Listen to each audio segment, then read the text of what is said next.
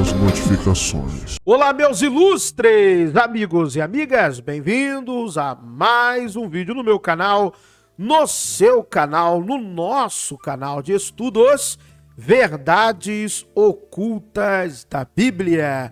Como vocês estão? Espero que todos estejam bem. Estamos aqui, mais uma vez no podcast Cauê Santos, Paulo Cogos e também o Matheus Benites.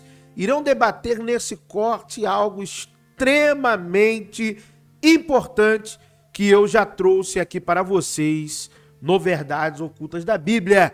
Por que que Deus, o Deus do Antigo Testamento, permitiu tantas atrocidades como a ordem, de genocídios, a ordem de invasão de terra e até mesmo da escravidão? Então, o Matheus Benites estará colocando isso para o Paulo Cogos. E a resposta, você vai ficar.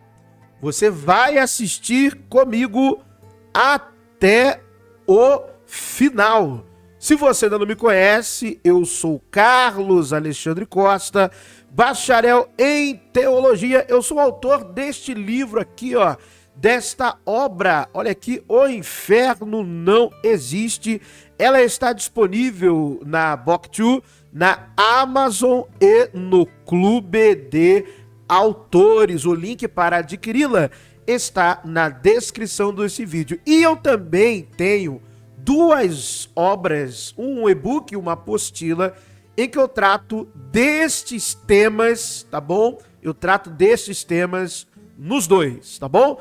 Então eu tenho o e-book O Deus da Guerra, Ordens de Extermínio na Bíblia, e também eu escrevi um material, uma apostila, falando sobre a escravidão na Bíblia. Por que na Bíblia tem essa questão de legislar a escravidão? Então, a evolução da escravidão nas Escrituras, uma análise histórico-teológica, tá bom? Então, mas vamos lá. Vamos ouvir o Paulo Cogos, vamos ouvir o Matheus Benites, vamos ouvir aqui também a mediação, as perguntas do Cauê Santos. Beleza? Se inscreva aí no podcast, Cauê Santos Podcast. Se inscreva também no Cortes Cauê Santos Oficial. Se inscreva também no canal do Paulo Cogos. Se inscreva no canal do Matheus Benites, tá bom? Então, vamos lá. Vamos assistir aqui. Vai, play. Você disse que o Antigo Testamento e o Novo Testamento são igualmente importantes, igualmente dentro da visão cristã? Sim. Se eu rejeitasse o Velho Testamento, eu seria um herege marcionista. Exato. E, no entanto, tem passagens escandalosas no Antigo Testamento que são radicalmente diferentes do... Olha, não necessariamente rejeitar o Antigo Testamento seria um herege marcionita. Marcião rejeita o Antigo Testamento por um postulado dele da diferença, entre o Deus do Novo e do Antigo Testamento. Ele vai argumentar que não seria o mesmo Deus e vai dar os motivos, Deus bom, Deus mau. Mas você pode, por outros motivos, não necessariamente entender o Antigo Testamento como um texto sagrado. Isso é um dogma do cristianismo. O cristianismo se apropria da literatura judaica para si, afirmando que a mesma é um texto sagrado, tá bom? Isso é um dogma cristão. Vamos lá. Sermão da Montanha, e você teria que admitir que Jesus estava consentindo com, por exemplo, com a ordenação da escravidão que acontece nos livros do Êxodo, do Deuteronômio, o consentimento com estupro, a ordenação do estupro, a ordenação do genocídio e mesmo do canibalismo. Quer citar a passagem? Você está falando dos amalequitas, esse tipo de coisa? Vamos lá, vou citar. Em 1 Samuel.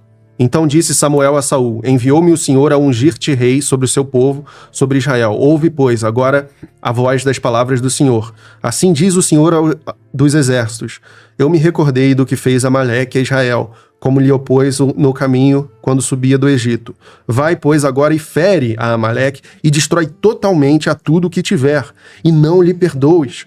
Porém, matarás desde o homem até a mulher, desde os meninos até aos de peito, desde os bois até as ovelhas, e desde os camelos até os jumentos. Isso me parece radicalmente diferente com o que Jesus ensina. Ou a gente pode ir para Levítico 25, onde está escrito que, e quanto ao teu escravo ou a tua escrava que a tiveres, serão das nações que estão ao redor de vós.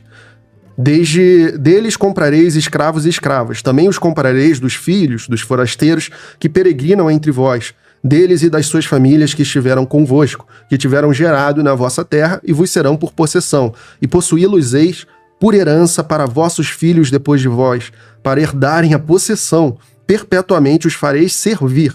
Mas sobre os vossos irmãos, os filhos de Israel, não vos assenhorareis com rigor uns sobre os outros. E tem Deuteronômio 20, contudo, nas cidades das nações que o Senhor, o seu Deus, lhes dá por herança, não deixem vivo nenhuma alma. Conforme a ordem do Senhor, o seu Deus, destruam totalmente os hititas, os amorreus, os cananeus, os ferezeus, os aveus e os jebuseus.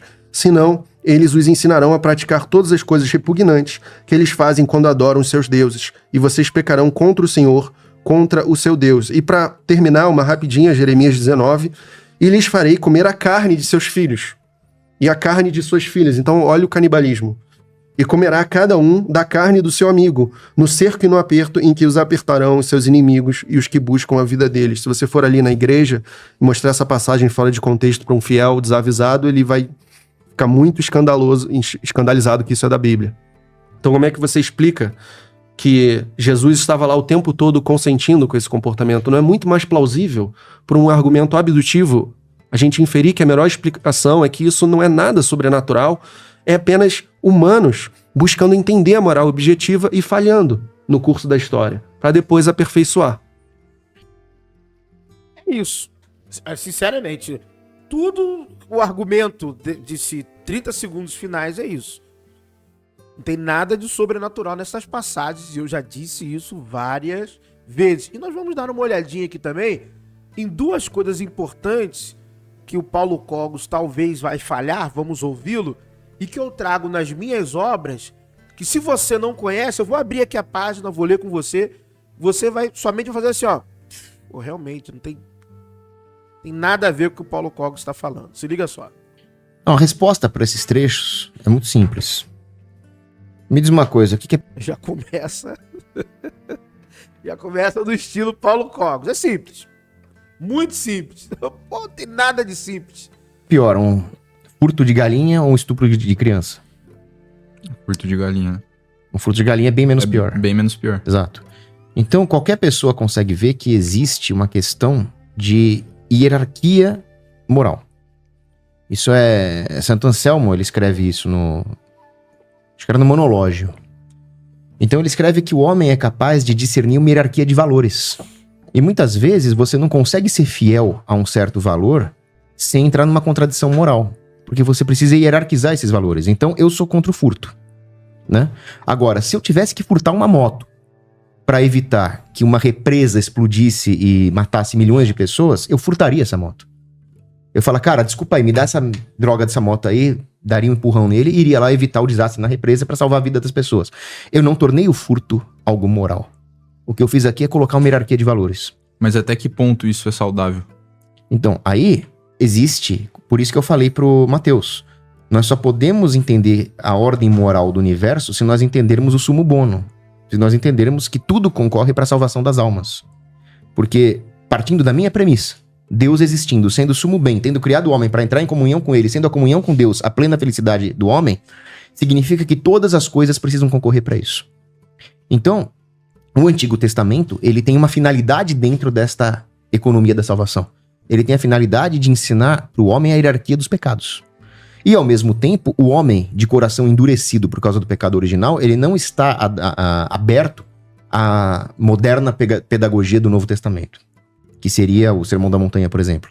Então, por isso que você vai ler no Evangelho do seu xará São Mateus, Deus se adapta à dureza do coração dos homens.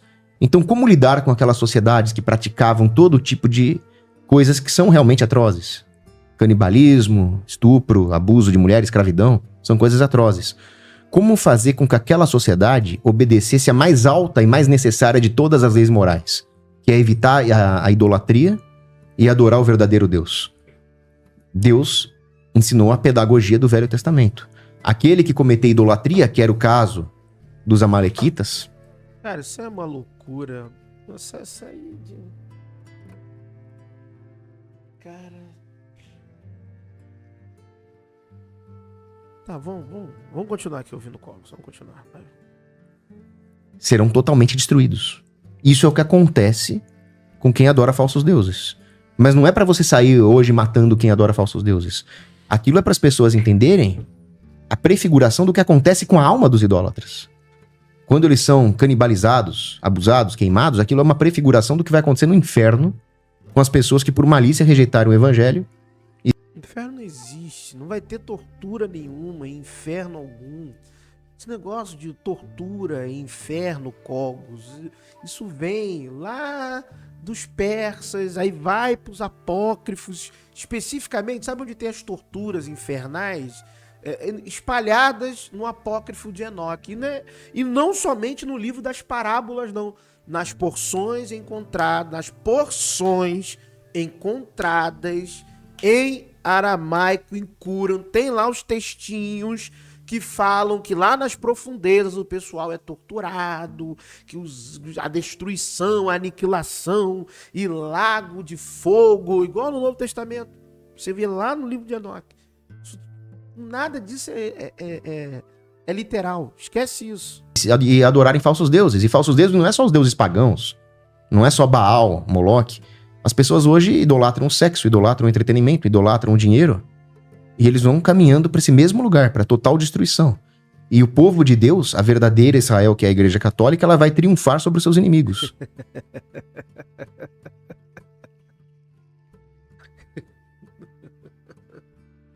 A verdadeira Israel, que é a Igreja Católica. Então tá, vai. Isso é tudo prefigurado. Então o Velho Testamento, ele é prefiguração, manifesta de forma mais natural, do que vai acontecer no plano sobrenatural quando se consumarem os tempos. Então aquilo servia para manter o povo de Deus ali, o povo que recebeu a revelação da antiga aliança, disciplinado, evitando a idolatria, protegendo-se contra os povos que os ameaçavam militarmente, politicamente, como era o caso dos hititas. Então, Deus mostra a importância de se proteger a fé, porque o objetivo é a salvação das almas. Nossa. Agora, que nós estamos no Cara, não é possível. Eu acho que se o Cogos assistiu Verdades Ocultas da Bíblia, os vídeos que temos aqui, nossa, ele vai surtar de Antigo Testamento, então. Mais de 500 vídeos, só de Antigo Testamento, lendo livro, achado arqueológico, demonstrando claramente várias coisas, ele vai surtar. Ele vai entrar, vai querer me queimar na fogueira. período pós-encarnação de Cristo, nós entendemos que para entrar em comunhão com Deus, nós temos que obedecer leis morais, inclusive em relação aos direitos dos povos pagãos. Isso os jesuítas vão falar. O pecado não tira o direito à propriedade e autodeterminação dos povos indígenas, por exemplo. Isso quem falou foram os jesuítas escolásticos. Porque agora que o homem está preparado pela pedagogia divina para os ensinamentos de Cristo, nós temos a ideia de que obedecer às leis de Deus é obedecer à preservação do ser em todas as coisas. Só que na época do Velho Testamento, a pedagogia foi essa, de prefigurar o que vai acontecer no juízo final. Então eu vou mostrar pra você agora rapidamente, tá bom? Como que há um grandiosíssimo equívoco nesse anacronismo filosófico e teológico que o Paulo Cogos está fazendo com textos do Antigo Testamento. Estamos aqui, ó, com a minha obra, tá bom? O Deus da Guerra, Ordens de Extermínio na Bíblia. É rápido, olha só, rapidinho, ó. Rapidinho. Aqui, ó, logo aqui, ó. Ó, sumário, página 1, página 2. Olha aqui, no finalzinho da página 2. Olha que interessante. É preciso reconhecer que a Bíblia não é um documento homogêneo e coeso. Ela reflete diferentes períodos históricos, influências culturais e teológicas em constante transformação. O conceito de Haran, o termo hebraico frequentemente traduzido como aniquilação total ou destruição total, será um dos principais focos desta análise. Ele aparece em diversas passagens, descrevendo ações divinas e humanas que resultam em Meu Deus do céu. Na erradicação completa de populações e territórios. Então você tem um termo específico, meu amigo. Esse termo aqui, ó, Haran. E ó, aniquilação total, destruição total. E quando você lê os textos que eu vou trabalhando aqui, esses que o Matheus Benites falou, e outros que estão neste e-book, você entendendo o contexto, você vai... Paulo Cogos está falando nada. É para tomar a terra, tomar o território, não é nada de purgação de alma, de lei divina, de moralização dos povos, de exemplificação da ação divina, prefiguração. Não. Invasão de terra, tomada de território, aniquila todo mundo para não sobrar ninguém e manda para dentro. É isso. Tá bom? Em relação à escravidão na Bíblia, olha que os textos bíblicos fazem diferenciação entre o que deveria ser para um israelita que estivesse escravizado e para um estrangeiro que estivesse escravizado. Um israelita, ele era limitado a 6 anos. E isso era burlado, você sabe, né? E o estrangeiro não, propriedade perpétua, podendo ser herdado. Isso aqui é prefiguração de quê? E eu vou tratando nesse material, nessa apostila, ó, escravidão de guerra e escravidão sexual. O quê? É escravidão em teologia. É, meu amigo. Entendeu? Então você tem diversos pontos na Bíblia em relação a estes temas que não tem divindade alguma. Era o homem se dando bem no quesito de poder, controle social. Quem está no poder quer ter escravo, quem está por cima quer ter escravo. Então você quer legislar, você quer controlar, você quer colocar ali regras mínimas de aquisição, venda, troca. Você não quer escravo defeituoso, não pode ter escravo defeituoso. E por aí vai, ô Paulo Cogos. Não tem nada a ver com uma coisa divina, com Deus, prefiguração de qualquer coisa. Não é ordenança de Deus de nada. É uma mancha ruim nas páginas da Bíblia. E que nós temos que admitir que não é Deus algum. Um Deus não precisa que um povo mate outro povo. Né? Ele não é soberano, onipotente. Estala os dedos, ó, fazendo um antropomorfismo. Estala os dedos e resolve o problema. Não precisa mandar um matar o outro. Né? Fazer guerra por procuração. Não é? Vai lá, meu povo. Mata todo mundo. E pessoas que estão... Imagine que isso fosse algo real. Ué, e a pessoa que tá indo pra guerra tem o risco de morrer também. Em nome de Javé. O exército israelita não perdia soldado. Israelita não perdia soldado na guerra. Javé protegia todos os soldados israelitas na guerra. O que é ilógico também. Se todos os soldados de Javé vão ser protegidos na guerra, ninguém vai morrer. Então que o próprio Javé guerreie. Não precisa expor a vida de soldado nenhum. Impressionante isso, né? Esses textos, todos esses textos, são de edição / redação pós-exílica. É. E aí Cogos quer fazer anacronismo teológico, filosófico, lançando uma lente lá de... Para com isso. É uma mancha horrível nas páginas da Bíblia. Assume. Assume o problema. Assume que é horrível. É simples. Assume que não é sagrado. Que não tem nada de divino nisso. Que não tem Deus nenhum nisso.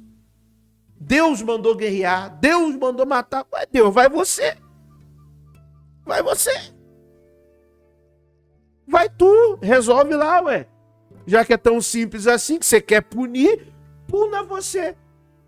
Você abre o mar. Né? Você abre o mar. Você vai pro topo da montanha. Você envia serpentes ardentes. né? Você envia carne, maná, codornizes, desce na nuvem.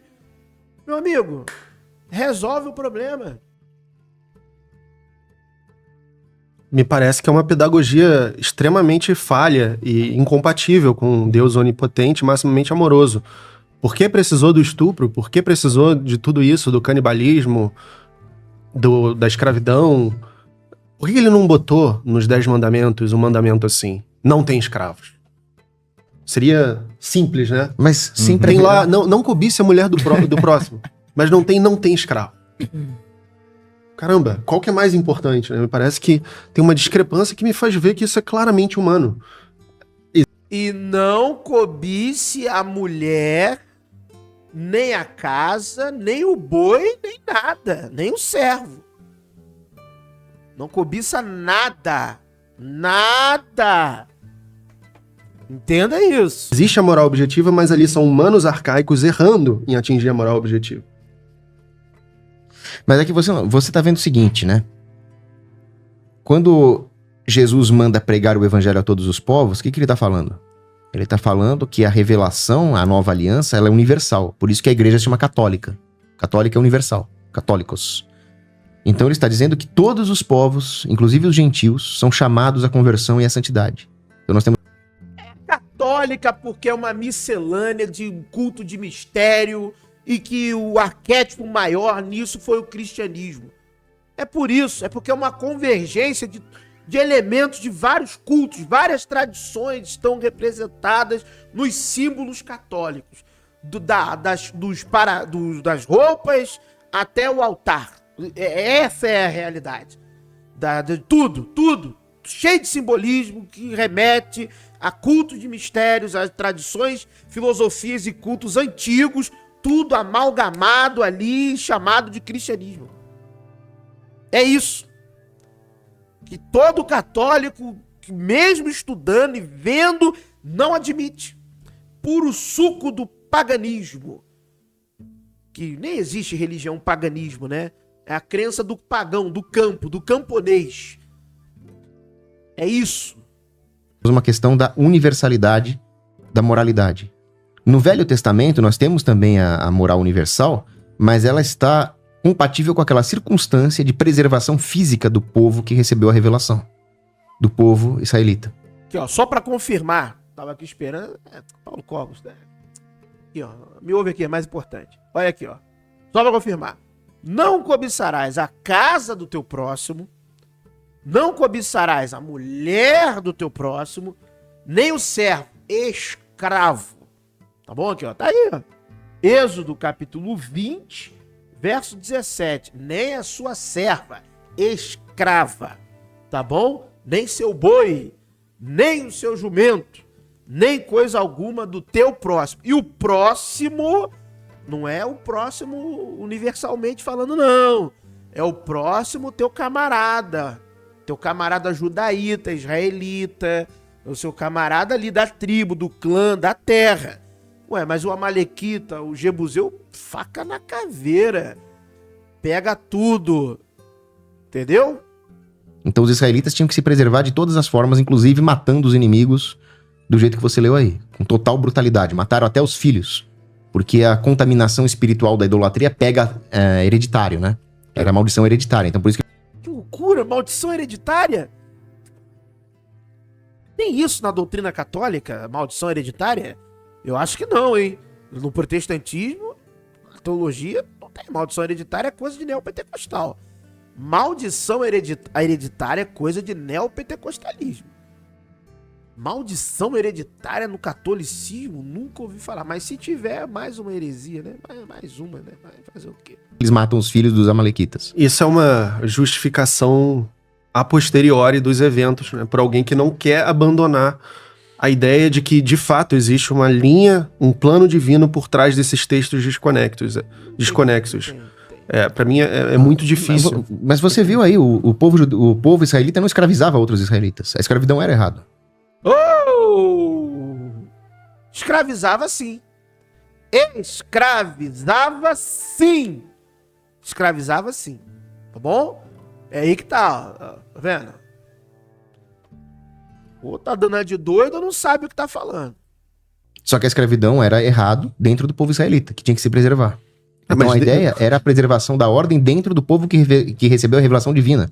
O que Deus está nos ensinando é a base de toda a moralidade. A base de que nós temos que amar primeiro a Deus e depois o próximo. Ele podia ainda assim ter instruído um povo já tão especial que certamente entenderia que também é errado escravizar o amiguinho. Mas é claro que é errado escravizar. Só que naquele contexto, Não. você precisa entender que a escravidão não era como a escravidão do tráfico negreiro que aconteceu no Brasil, que era motivada pelas piores ideias racistas de que negros não tinham alma. Ali a escravidão era arma geopolítica. Os povos guerreavam e escravizavam para manter o modo de produção deles. E eu não tô falando que isso é maravilhoso. O que eu tô falando é que o coração do homem era endurecido, aquilo era uma situação subótima, aquilo era resultado do pecado original, não tem nada de belo nisso, não tô achando que isso aqui é a coisa mais linda do mundo. Mas aquilo era necessário para preservar o povo israelita, para preservar o conceito de Deus, necessário para a salvação de todos os povos. Não! Inacreditável! Inacreditável. Muito obrigado. Não tenho o que falar. Por ter assistido esse corte. Se inscreva lá no canal Cauê Santos Podcast, corte do Cauê Santos Oficial, Matheus Benites e Paulo Cogos, né? Se inscreva lá, se inscreva aqui também, você que não é inscrito ainda, no canal Verdades Ocultas da Bíblia. Que o verdadeiro Deus abençoe a todos. Se você, meu amigo ateu, agnóstico, não acredita em um Deus, principalmente o do Paulo Cogos, eu entendo você. Desejo do fundo do meu coração que a sorte e a fortuna ali acompanhem. Mestre do Hebraico é um assistente inteligente de exegese bíblica que oferece tradução interlinear, análise morfológica e comentários com rigor acadêmico. Ideal para estudiosos, pesquisadores, professores, escritores e criadores de conteúdo exegético. Treinado com o método histórico crítico, ele realiza pesquisas científicas em exegese bíblica e escreve artigos científicos com rigor acadêmico. Tudo isso com apenas um clique. Adquira já. Link na descrição do vídeo. But if I lay down and I play dead and I stay dead, maybe you'll get sick of being the monster out of my head, under my bed. Think you're something out of my nightmares, standing right there. But if I lay down and I play dead and I stay dead, then will you get bored of killing me? Silhouettes of you are like a taunt. Never really know just what you want. With you I don't ever feel calm. I can feel the sweat